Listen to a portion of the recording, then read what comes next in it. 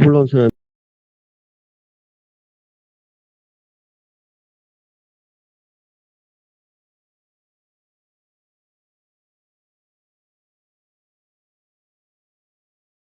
Uh,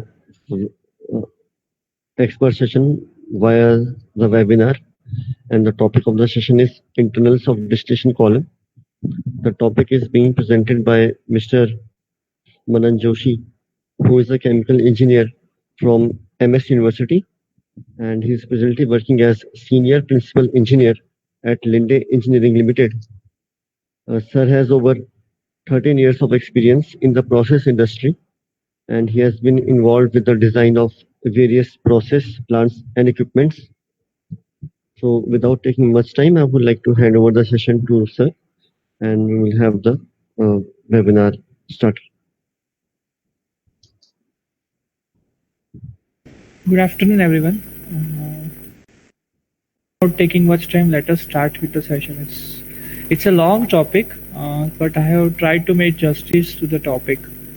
Okay, 1 hour is a little insufficient for this, but let us try how much I have covered. Okay, so what we are going to talk about today is some basics about distillation. Then we will cover the distillation equipment and operations. Then I will touch upon the types of distillation columns. So basically tray columns and pack columns I will try to cover with their internals. Okay, so what is distillation? Distillation is a process in which mixture of two or more substances is separated. Basically liquid components are separated by virtue of the difference in relative volatility. In the process we apply heat and we remove heat while by reboilers and condensers. This is an oldest technology known to us for separation, and it is most widely used in our industry. It is most important technology used, but unfortunate part is it is very thermally inefficient. Typical thermal efficiency of a column or distillation process is about 30%, 30 to 33%. It is mainly used for preparation, basic preparation of feeds for the downstreams or to recover our products from other side products. It is also used for final purifications. Typically, a distillation plant, continuous distillation plant in a refinery consumes about 30 to 50% of total plant operating cost.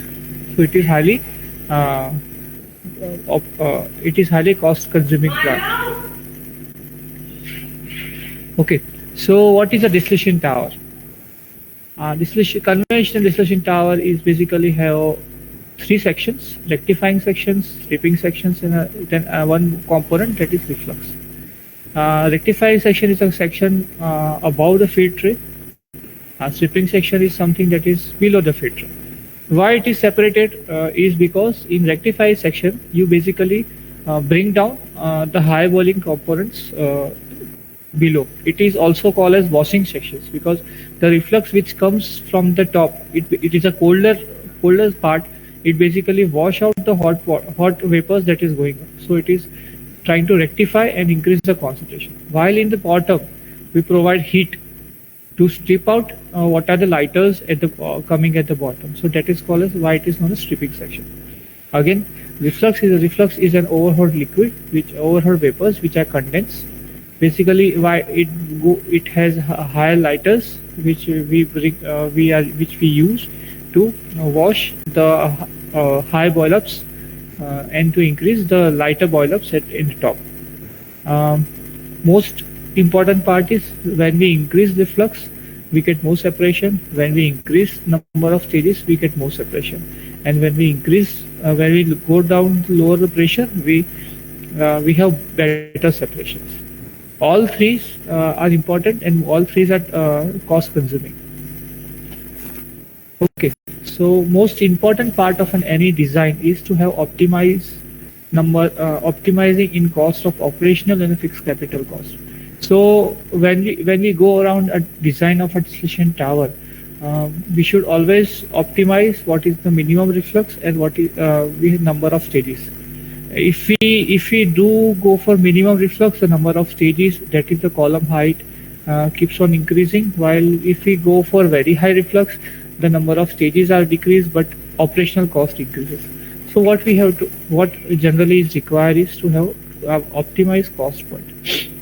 To do so, our experience and the data operating cost or the data comes in very handy, and we generally try to plot such points, or by using a Gilliland curves, we try to find out what is the optimum reflux ratio.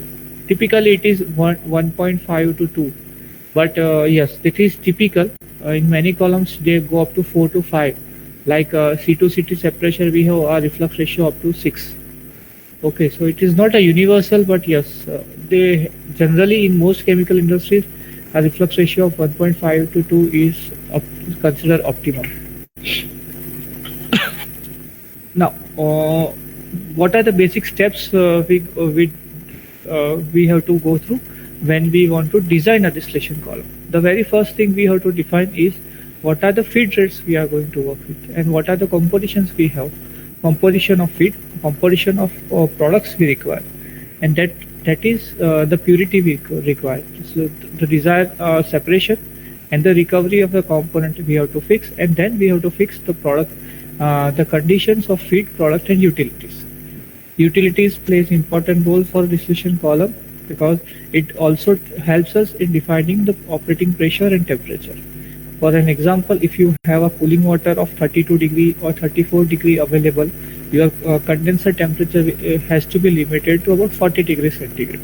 And to limit the condenser temperature to about 40 degrees centigrade, your pressure of the column gets fixed. So basically, utility fix the top condenser temperature and thus the pressure of a distillation column. At the same time, the temperature is also governed by the type of product we are handling. Just for an example, if you want to distillate DMSO gets degraded at about 230 degrees centigrade, 230 to 280 degrees centigrade.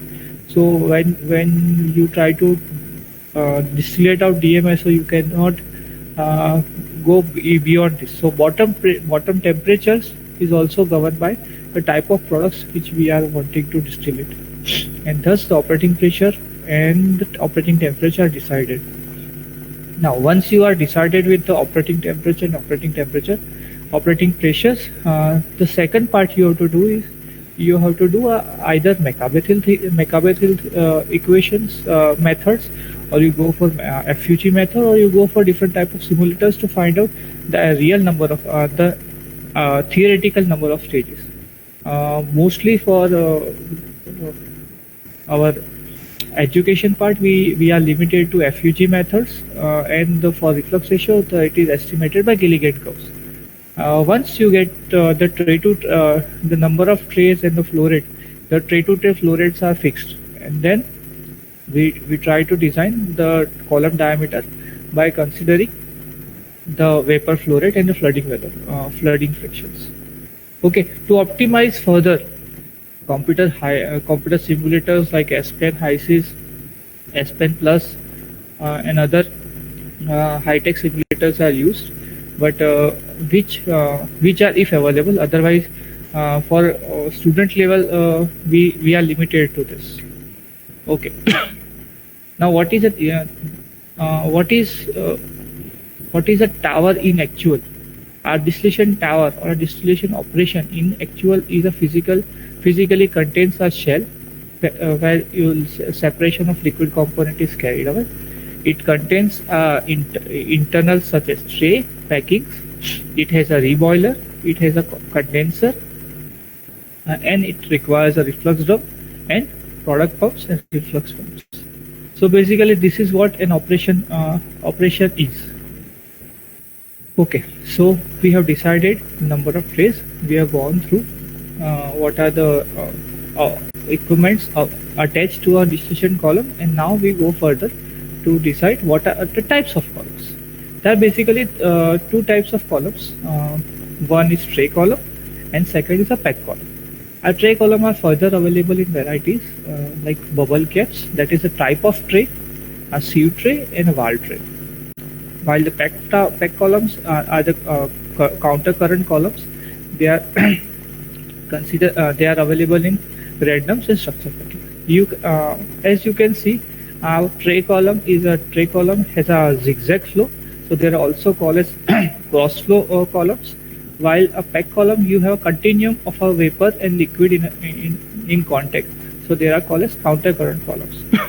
This is important because where the selection of column itself becomes important, where otherwise in some cases where your vapor are self polymerization, when they are in higher concentration you cannot go for tray towers, or you require very high liquid holdups. This we will discuss when you go for tray columns, but the basic selection occurs from here. Now, when we try to design a column, or when we are finalized with the number of trays and the column diameter, we have to select what type of internals to be done, then or which type of columns to be considered. Then the first thing we have to decide is what type of material we are handling. Either we are handling fouling services, non-fouling services, etc. For fouling services, straight pack columns are not allowed, so we generally try to go for sieve trays or tray columns. What are the capacities and sizes are we handling? Generally for small columns, we try to use for packings because they are cheaper and it gives you better lower pressure drops. The investment cost is also low. Then also we have to justify the saving the energy, because the higher the pressure drops, you require more vapors to be generated and so require more power. Okay. The flexibility is also important factor for considering what type of columns to be given. Tray columns are more flexible to turn downs compared to pack columns. This we'll see later. So flexibility is also important, turn down is also important. And provide reliable constructions and ease of maintenance. Debottlenecking is sometimes done when you have existing columns. And future probabilities are also important to see when you are going to select what type of columns to be considered. Okay. Now, what are the selection criteria for tray columns? Tray columns are used generally most widely used when you have larger columns more than 3 feet. You go for tray columns. They're basically used in fouling services. There are better performance in fouling services compared to packing. For example, if we have our distillate unit, crude distillate unit, या main fractionator columns, where you are actually using slurries. You are going to pump slurries into the column for distillation, and you are going to quench lot of heavy fouling materials. Such in an example of a tray column. Then when you have many internal side cuts and side entries, you try to go for tray columns, because there you can always change the cross sections very easily. Okay, so many internal transitions is possible, many side cuts are easily possible, where your liquid loads are very high, because trays are used. Trays can handle very high liquid loads compared to packings. If you don't have experience, or we are going to use it first time, that tray columns are first preferred. So lack of experience. And when you are using multiple liquid phases, for example when you have hydrocarbons and water, generally this is also a part of the good example is a CDU, crude distillation unit, or atmospheric distillation unit, in which you have crude as well as water. So you have multiple liquid phases, which is very easily handled by trays compared to packings. Okay, then when to use pack towers? Pack towers are used where you have temperature sensitive materials. Mostly in pharmaceuticals and low pressure applications you use this, because they offer very low pressure drops. they offer very high surface area. The liquid loads are low, gas loads are high. They are used generally for smaller diameters. A typical pack diameter to the column diameter is 1:10. Then they are used for they can use for corrosive services, because we can use packings for plastics, PVCs, and they are also used for foaming services. This is typically typical example of a tray column, which the figure shows all the main components which we are supposed to understand and remember for tray columns. The first thing we should know is what is a tray spacing. Typically, a column, the distance between the two trays, two downcomer trays, is called tray spacing, which is mostly ranging from 18 inch to 30 inch, and most generally it is 24 inch use, that is 600 mm. The second important thing to remember is a downcomer. Downcomer is a plate, or it's a part of a tray where from which the liquid travels from the upper tray to the bottom tray. It can be a slope downcomer. It can be a slope downcomer or an edge downcomer. The third part is an inlet weir. This may or may not be required based on the liquid flow rates from the top. There is also one terminology to be important you should remember, is a outlet weir. Outlet weir is a plate at the outlet of the tray when the tray ends. This is used to maintain a liquid holdup on the tray. Okay, there is one more terminology that is important. It is downcomer area top. That is this, and downcomer area bottom. Mostly this is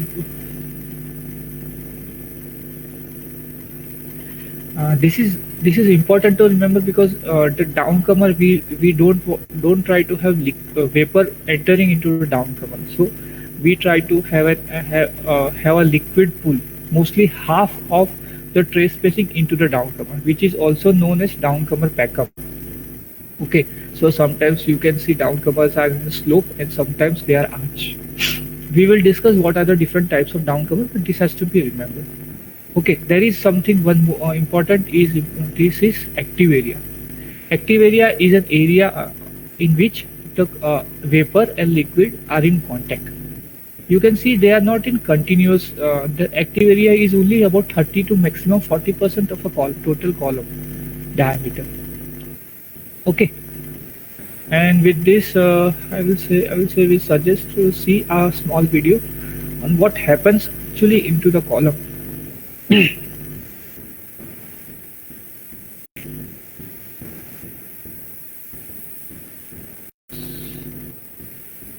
So here you can see there is a downcomer. I hope the video is visible. There is a downcomer. The liquid is flowing from the top, and the gas or the air is getting pressurized, is flowing from the top. As the air flows up, you can see that there is lot of agitation because we have air pressure balancing the liquid pressure. There is lot of agitation that occurs on the tray. So the process which we generally consider as a basic theory, that there is an ideal mixing is actually not occurring on the tray. There is lot of agitation.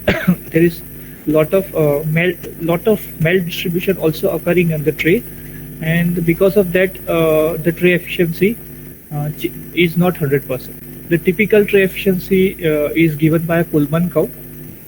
It varies from system to system. Higher the relative volatility, lower is the tray efficiency. So sometimes in Mechabethil we get only 5 to 6 number of trays, but if we go for efficiency, it becomes 20%. Then the tray number of trays becomes 20. So this has to be countered when we are doing distillation design. Secondly, we have to understand is because of this push up, there is always a liquid level in the downcomer. So if you have excess air into it or excess vapor flow rate, the liquid will not come down. It will start flooding. This flooding and phenomena will take later but this has to be understood that what happens on the tray. Okay, and as the vapor flow rate increases, you have more agitation into this, and if you can see the, here it is just started to flood it, because here the liquid is now impinging on the wall. Okay, they have not taken up to the flooding velocity, otherwise you will able to see the down cone will be fully flood up, because it offers a lot of resistance to liquid to fall down. Okay, so this is important to understand in tray column. While pack column, you have a continuum of liquid falling down and vapor going up.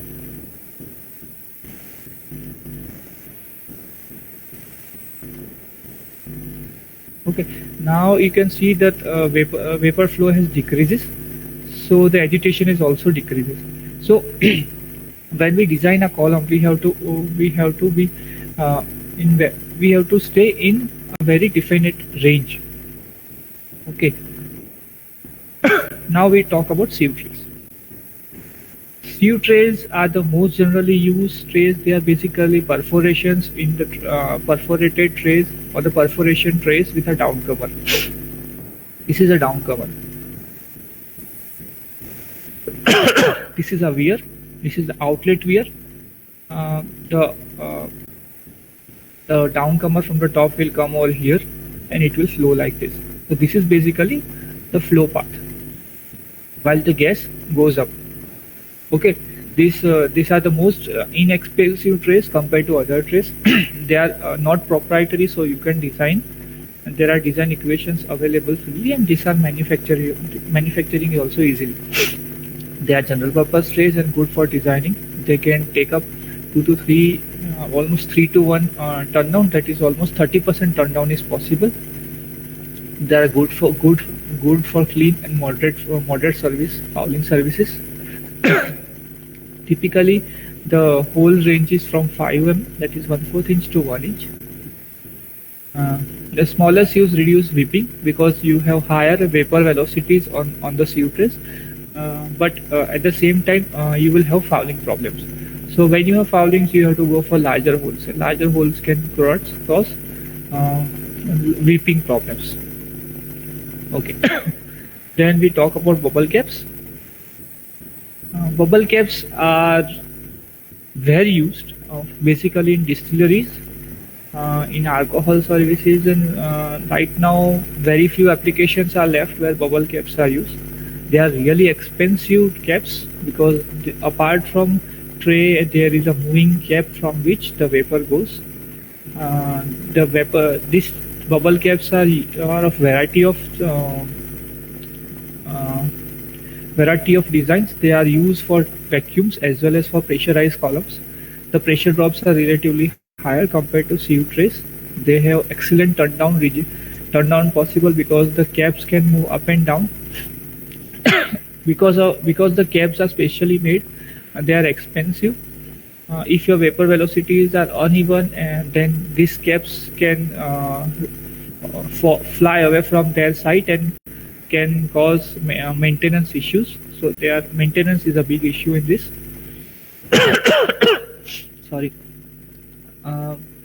They cannot be used for polymerized or coking services, but yes, for here you can have higher liquid holdups on the tray. So wherever you have vapors that tend to polymerize, you can use it. The typical application which I have seen is in butadiene column, where these bubble caps are still used. Okay. Now we are talking about valve type trays. Valve type trays are basically divided into two different parts. One is fixed valves and the floating valves or the moving valves.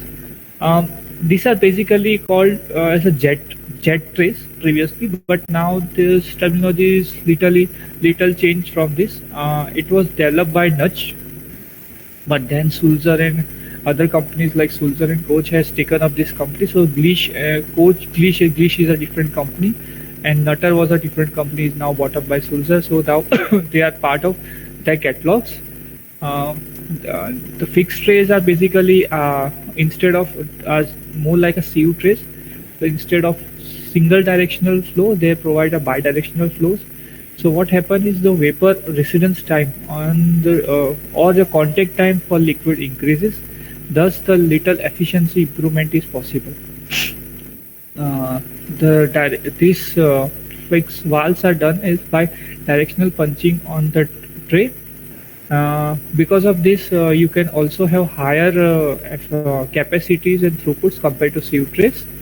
The mechanical strength also increases, and you have better liquid flows on this less with higher resistance, so the fouling tendency is also less because you have more turbulence on the place. The main disadvantage is they cannot be used for more turn downs compared to moving valves, and there are little higher cost compared to sieve trays.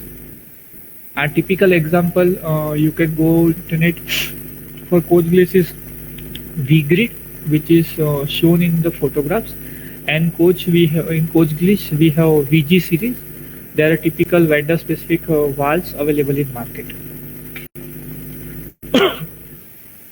Now we go for floating trays, floating valves. There are of various types, from floating BDH floating valves to our normal cap type round floating valves. They can do very high throughputs because the valves are moving up and down. The holes are fitted with valves with a flat cover. The efficiencies are also high because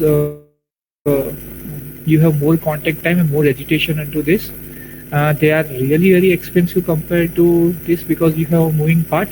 Because of moving part, you also have higher maintenance issues, and they have to be designed very carefully. The typical example for this is Coach MV series that is shown in the photographs, and a Sulzer BDH. Let me show you one movie on this, which you will be able to see that what type of turbulence occurs on this.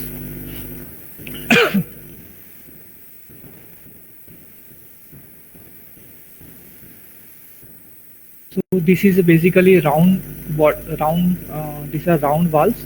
These are called as round valves with the legs.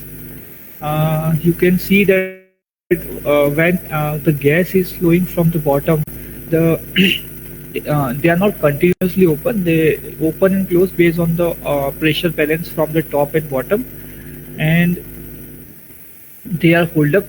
They do not fly away because they are hinged from the bottom. Okay. And this, although we consider this that they are almost ideal opens, but it depends on the weight of the valve. So what the proprietary vendors does is they not only when they design, they not only do change the diameter of the valves on the single tray, they also change the weight of the valves on the single tray. So when you have higher when there is a probability of higher vapor flows, the valve weight will be different, and when there is a lower probability of valve vapor flows, there will be lesser or the lighter valves. So on a single tray you will have multiple diameter valve as well as you will have multiple weight of valve.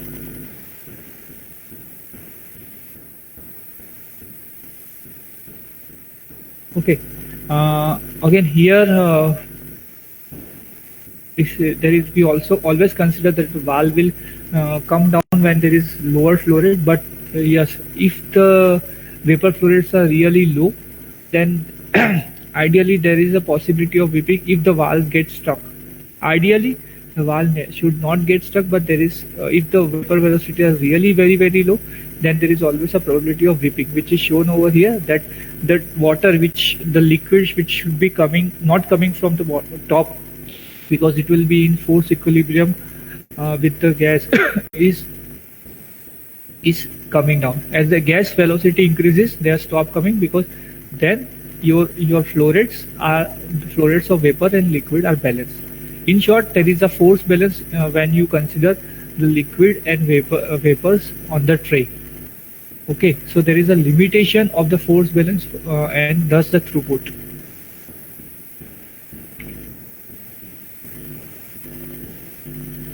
Okay, then we move to downcomers and vias. So basically we have seen that there are three types of valves, tray, sieve, valves of two types: floating valves, fixed valves, sieve trays, and bubble cap trays. That was trays. Now we come to another hardware of important hardware of a column, that is downcomers. As important as trays, the downcomer plays important role in liquid distribution and the flow on trays, and thus the efficiency. The efficiency is basically the function of the ideality of flow, distribution of the flow, and the residence time of the liquid and gas in contact. So what does a downcomer does is bring down the liquid in a flowable or a laminar regime on a tray. That it is basically covering almost 20% of the column diameter. So the smaller the downcomer, it's better for the column diameter. So it is economic. So what they do is to increase the active area, they go for a slope time downcomer, but that is also limited to the type of liquid flow rates. If liquid flow rates are high, you have to go for a straight downcomer. If liquid flow rates are less or relative to gases, then you can go for slope downcomer. There is also a step downcomer, but the usage is limited. Similarly to downcomer, the weir is the outer part of the tray can be straight, it can be arch, or it can be segmented. Okay. It depends again here. It depends on the type of liquid flow rates. If liquid flow rates are high, you can go for arch type. If liquid flow rates are less, then you can go for straight type arch. Now, the downcomer, the liquid coming from a downcomer can be, if the flow rate is less, then there is a possibility of gas entering into downcomer and causing a higher downcomer backup. So inlet weirs are used to bring down the possibility of having lesser downcomers, lesser vapor breakthrough into downcomers, and to maintain an adequate liquid height on the tray, which is known as inlet liquid weir. The recessed inlet box is generally used when you want to have higher residence time of liquid and a possibility of side cut, means withdrawal from liquid from that tray, and at the same time the tray you want to use for distillation. Or else typically chimney trays are used when you want to use as a side cut. The lip type of downcomers are basically used when your liquid flow rates are very high, and the downcomer is acting as orifice, creating higher pressure drops. Liquid downcomers are basically, the lip type of downcomers are actually a modification of a downcomer in debottlenecking when your liquid rates are increased. One more type of trays that are used, that are of multiple downcomers. As we said that downcomers and weirs plays very important role in tray efficiency and liquid loading. So when your liquid loading in a tray or a column is governing, you try to, instead of increase the diameter of a column, you first try to increase the number of tray passes. A good example of selection of multi-pass tray is given in Hulser-Richardson. They have given a curve based on which you can select what type of trays, single pass or double pass trays to be selected. That basically you have to change the number of passes when your liquid flow rate is governing. Then you have to try for multiple pass trays instead of going for a very high column called diameters. Okay, the thumb rule is when your downcomer flow is limiting, you should try to have more number of passes. Okay. Now a typical big column like main fractionator column a single column can have multiple inputs and multiple outputs, and thus can have a multiple tray passes. Maybe from top to bottom it can have from single pass to 4 pass. Okay, based on the liquid throughputs across the column. Okay, Now, when we have talked about the trays, we should also know that what is the safe region in which we should work with. So this cows shows something similar to our line two-phase rigid, that in a tray also you have a two-phase rigid. So the flows or the forces should be balanced. So if you have too low vapor flow rate and too high liquid flow rate, your liquid will start coming from the tray itself, from the sieve trays or from the tray walls, and not from the downcomer. And this process is known as dumping or whipping. Okay, while your vapor flows are very high compared to liquids, then your liquid will be carried away from the bottom tray to the top tray, and this process is known as entrainment or flooding. Both process should be avoided to have proper operation of a column. What happens is when you reach flooding or whipping, especially flooding, your column, you can identify a column by having a sudden pressure rise, or a differential pressure will increase. Okay, because the vapors rate are so high that they are actually dragging up the liquid. So you will have very high pressure at the bottom and very low pressure at the top. So differential pressure at the column will increase. While in whipping, your tray efficiencies or the separation will first immediately decrease. So both should be avoided. A typical operating range is between just 80% of our entrainment or the flooding.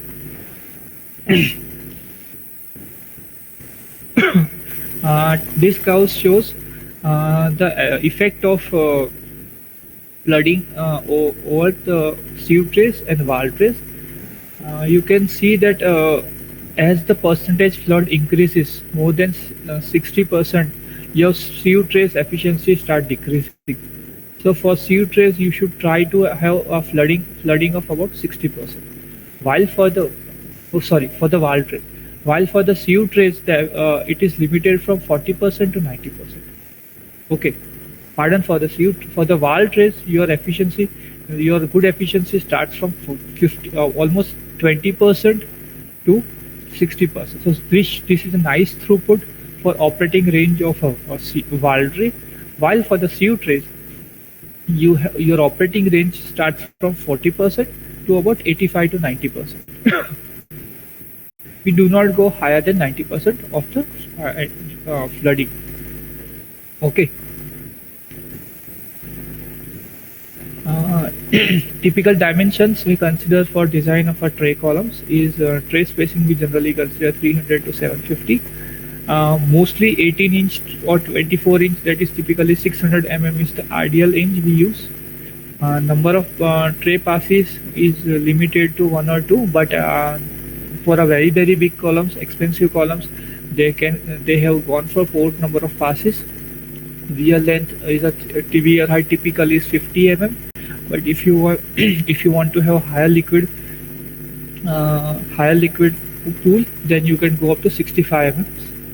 Downcomer clearance is typically 40 mm, that is always 1 inch excess. Hole diameter typically for a sieve tray is 10 mm, but it depends on the service and the throughput you require. Okay, the hole to bubble area ratio, that is active area ratio, is 6 to 10%. That is your column. If you see that the total area available for the mass trans is only 40%. That is bubble to tower area is only 40%. For the highest design, it can go up to 90%. But this all area is then taken up by one is downcomer, active area, and the bottom downcomers. Okay, the outer board downcomer rise is typically 65% of column diameter, or we generally limit to 50%. Okay, inboard width is 200 mm and outer board is 150 mm. The key performance indicator for our column is we generally limit the jet flooding to 70 to 80%. That is what we have seen in that efficiency curve also. The downcomer filling is typically limited to half of tray spacing, or mostly 60% more, not more than 60% of tray spacing. Downcomer inlet velocity or velocity in a downcomer we generally limit to half a meter per second. The tray to tray and dry total pressure of it depends on the service, but certainly it is also it is basically function of the height of a weir, but typically it is 2.5 to 15 millibar based on the operating pressures and conditions. The pressure drop under downcomer will be and the weir and all that will be and the tray flexibility will be function of the type of tray selected, and it will be basically vendor, or else it will be given by the process license. That was the tray towers, and now we are talking of a pack columns. A pack column will have will start from the top. We'll have a lot of this means auxiliaries, just like tray powers. It has a liquid distributor, or very on the top you have a mesh pad, which is also available in sometimes available in columns. Then you have a liquid distributor, then you have a packing beds, and then you have supporting beds, and then you can have a liquid drops, and then you can have a gas barger. A pack bed can be have one bed or two bed depending on the number of stages we estimated. Typically, the height of a packing bed is limited to 3 to 4 meters, not more than that. Okay, so we start with the mist trays. That is from the top. So the mist trays, the demisters or the mist eliminators are actually not trays, but they are basically used to remove the liquid droplets or the liquid that is probability to eliminate to eliminate the liquids and that is being carried away from the vapors. Typically, a column velocity in the column for a vapor is limited to 1 to 2 meter per second. So it is not so high liquid, but yes, sometimes if it is very high vapor rates, then they use mist eliminators. This liquid is not allowed to carry over because basically this will have damage to downstream equipments, and if it is a column column followed by a compressor like a main frictionator column or then you can have a knocking in that type of equipment. So downstream equipment damages can also be used. Secondly, you are also losing the high component materials, and your condenser can also flood. So you should always have distillation at the distillation at the top. Typical example shown in this is a DG column that is used for gas dehydration.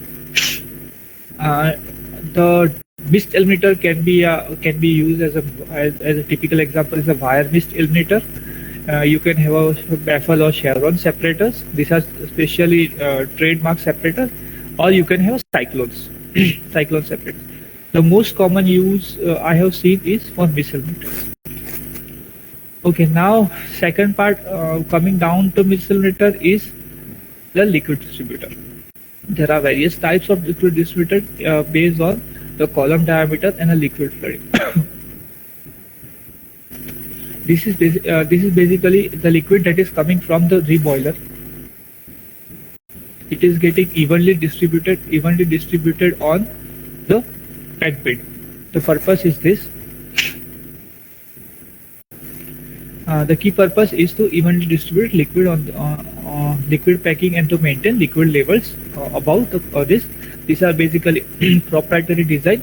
This selection is based on the liquid flow rate and the column diameter. The example which is shown over here as a chart is from Sulzer. They give good guideline which type of liquid distributor use. And again, it's a very proprietary design, so it is always by vendor. Now we come below the liquid distributor. We have bed limiter, but first we see the packing beds, then we'll see bed limiter. The packings are of two types: of structure packing and the random packing. Random packings are of continuous generation developing in continuous generation. Presently, we are in the fifth generation of packings. These are that is special rings. They are basically the difference between the first generation to the fourth generation is they can handle high liquid loads, so the column diameters comes down as well as the throughputs are high. These are the typical few types of packing photographs I got. Each packing each packing has its own speciality and use. For an example, this AV pack, or we said tailoring. Tailoring is basically used when you have very low pressure drop scrubbers. These are used for sulfur fuel gas scrubbers. They offer very low pressure drops as well as very high very high surface area. While racing rings, which is now known as Racing Super Ring Plus, which are the fifth generation racing rings, they are used for formaldehyde and water separation very widely because they provide a very high throughputs in that system. So each and every ring has its own purpose and applications. Okay, again now we talk about packing structure packings. The structure packings are basically wire mesh or the gauges that are bounded together. These are developed by very high CFD simulation. They consist of a metal thick gauges bounded together, and they enhance the surface area growing and perforation. Each units can be of 200 to 3 mm lengths high. They offer higher pressure drops very high pressure drops compared to pack builds because they are very finely gripped. At the same time, they provide very high surface area. So the effective mass transfer or the HETP increases drastically. The surface finishing is incorporated in manufacture to enhance this. And yes, they are very proprietary. So we cannot design it. It is not designed manually. It is designed by special vendors. Basically, Coach Gliese and Sulzer are the two examples which can give this supply this. The advantage is they have very high capacities and high efficiencies. They reduce entrainment from the top. They have extremely low pressure drops, subject to a special design compared to tray columns, and relatively unaffected by foams or the system factors. This is typical an example of a structure column versus random packings. You can see that the relative capacity of a structure packings is much higher compared to random packings. At the same time, they are much expensive compared to random packings. The relative HETP is also higher. It means your column diameter as well as the height decreases when you go for structure packing. This is most important, or the advantage is when you have existing column and you want to increase the throughput. Instead of going for a completely new setup of a column, you can opt for structure packing, and you can save a lot of existing hardware. So structure packing are basically not they were used when you want to have debottlenecking or the improvement. You want to go for improvement of the process. Now we come to the two sides of a packing. That is, one side it is bed limiter, that is to limit the increment or the fluidization of a packing bed. You use bed limiter. They are typically at the bottom, kept at the bottom of the bed, while at the top of the bed, while at the bottom you have to support the packing. They are supported by the support plates. This is typical example of a support plate for a random packing. while this is a typical example of a support plate of a structure packing. As you can see, there are voidages to have higher gas that will flow through this packing this bed plate, while support plates, because the structure packings are structurally kept and arranged, you don't require such type of zigzag arrangement. The bed limiter is basically a mesh or a grid that is kept above it. The mesh thickness or the mesh diameter is depending on the packing diameter. It is basically limiting the beds from increasing the height or to or the packings that can flow away to the above condenser or the above stages. The gas inlets. Gas inlets plays a vital role for gas distribution. It basically improves the gas that is going to impinge on the packing bed. They try to decrease the impingement and thus the reduction of momentum, and thus for lesser harming the column bottoms. There are various types of gas inlets. This is the most common type of gas inlet with a only simple nozzle. This is gas inlet with a splash nozzle, so the gas will come and it will flash into this and it will go circular motion. Well, there is one more, that is a vane type. This is a typical vane type, and this is a gas inlet pipe. So these all are function of how much is your gas velocity and what type of gas and liquid flows are there. If at all there are very high gas flow rates, then you have, instead of going for a direct impingement, they go for a circular type of arrangement, so the gas distribution is properly done. If it is not done properly, this gas will go and impinge directly into the bottom of the pack bed, causing the pack bed either in uneven pack bed pack bed heights, or it can also harm mechanically. Okay, so then we come to liquid collectors. The liquid these are typically used when you have more number of beds into the column. The liquid that is coming down from the first stage, they are collected into this pan, and then they are distributed back into the second trace on the liquid distribution. They are kept in between, thus they are kept between the beds. They are always designed tailored.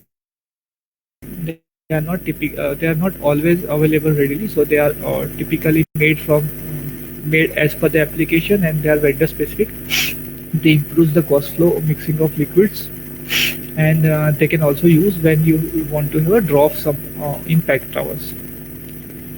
Other accessories in the column includes manholes, handholds. They are used for the packings, the arrangement of the packings as well as the inspection of the packings. Another is a vortex breaker.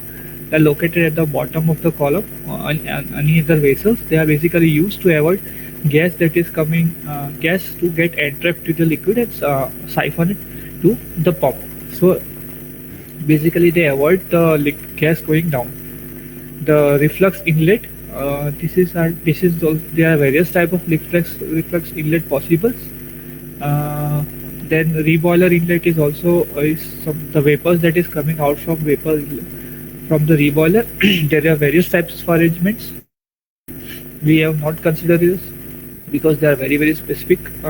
And the support ring. These are mechanical rings or the mechanical channels. They are used to support the trays and columns. I think 1 hour was given, and I have finished before that.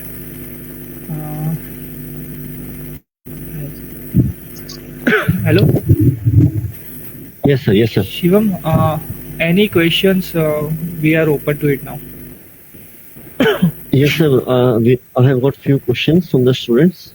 Yes, please. The first question is that how are the passes designed in the distillation column, like through which method or through which software? Number of passes of tray. Yes, sir. Yes. This is typically done based on the liquid loads. If at all you are getting a higher liquid load, it is also the simulators can do. Our normal SPN simulator already we have option for going multiple passes, but for student level there is a curve given in Hulsher Richardson for estimating the number of passes. So they have given that chapter number 11, the distillation tower designing. They have given a curve in which you have to go through the liquid flow rate. And what is the liquid flow rate, what is the gas flow rate, you go intersect and you will come to know what is how many number of passes you have to do. Typically 2 number of passes is what when your liquid flows are governing you can go. And so there's another question that in case the column has like flooding or weeping, then how do they deal with the problems in the real life or in the real time in case you have flooding and weeping? You have to first find out what is why it is flooding or why it is weeping. If it is flooding, either it can be flooding means you will have excess of vapor compared to liquid, so your vapor is not allowing liquid to come down. The vapor is not allowing liquid to come down. So it can be of various ways. Either your reboiler is giving you excess vapors. That is first you have to reduce the reboiling capacity. Second, you have to investigate is your either your some of the holes are getting blocked, so that vapors that instead of vapor velocity has increased. Or third, you are using using the column in your excess capacity. So there you have to the first thing you try to do is you try to decrease the vapor velocities by reducing the reboiler duty. And instead, by doing so, if at all it is happening that, then either you have to check the reflux. Reflux is also high. You have to cut off some reflux. Doing that, you have to maintain the product purity. Yes, exactly. And said like who are the main vendors which provide the tray, like for the distillation column? We have sieve tray, bubble cap tray. So what are the major vendors of these trays? One is Kevin, that is one is Sulzer, and one is Coach. Coach has a factory in Baroda itself. You can have a visit to them. And they will be having ready column tray internals available to them. These are the 3 basic vendors we consider. There are other Nutter and Racings are also available, but they are not. Their offices are not local. But this Sulzer and Nutters, Sulzer and Coach has a local office in Baroda. Those Coach has even the manufacturing capacities in Baroda. Oh, that's good. And we don't have any Indian industries which are providing these trays right now. There are local vendors, but they are very specific and they are not guaranteed the throughputs. We don't have that much research capabilities developed, unfortunately. But these vendors which we are saying is they are known worldwide. You go and Google them, you will have all their catalogs available. So there are vendors who provide such type of internals, but they are not up to the mark, up to the finishing of the product is not up to the mark compared to this. So when we consider refinery services, you will not find a smaller vendors like this. But for a small distilleries, yes, you may have local vendors in our GIDC area.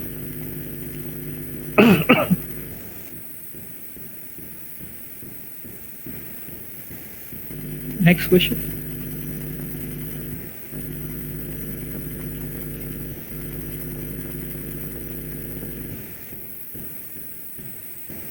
Hello?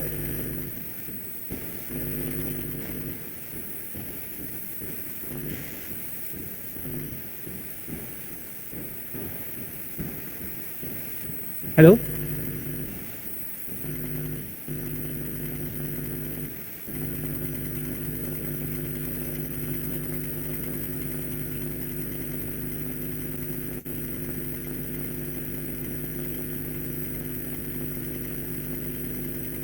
Hello?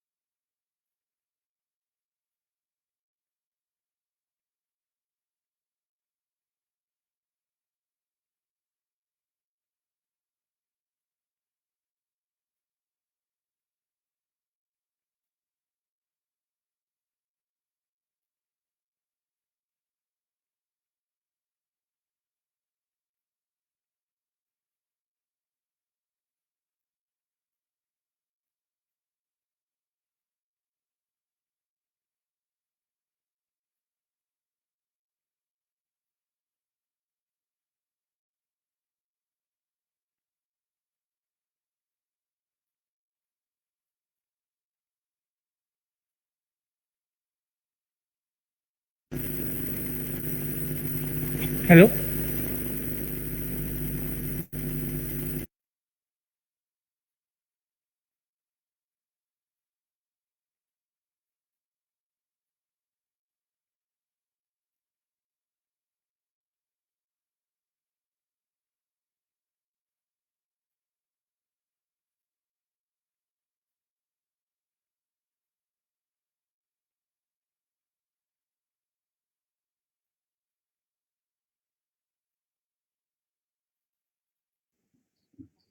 Yes, sir. Hello. Yes, dear. Yes, and there's just one more question that what is the meaning of the throughput while we are doing the design of the column? I didn't get you.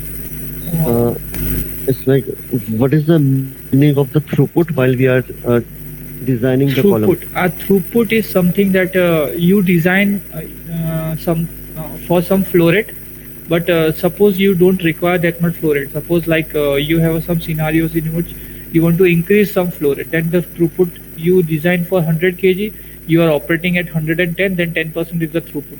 You design for 100 kg and today you are operating at 40 kg, then 40% is the throughput. Means it is a window in which you can work. So Okay. columns are basically, columns are something that I have seen industries using columns for multiple applications. Means the same column for especially pharmaceutical or distilleries used for 6 to 7 types of applications. Means they are not what we design for something and they are using for something. So they are as wide as possibility of use they look into. Okay.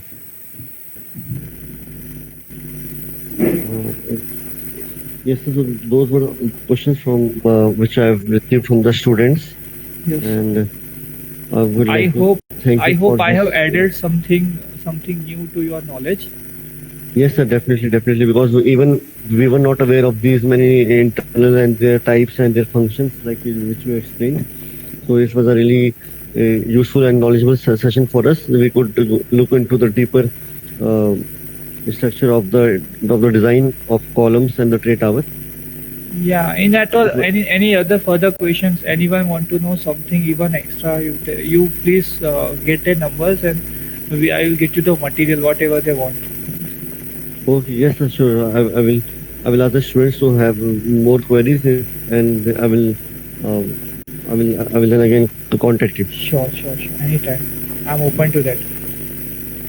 Okay. Okay. Thank sir. you so much, sir, for this great session. Sure. All the best. Bye.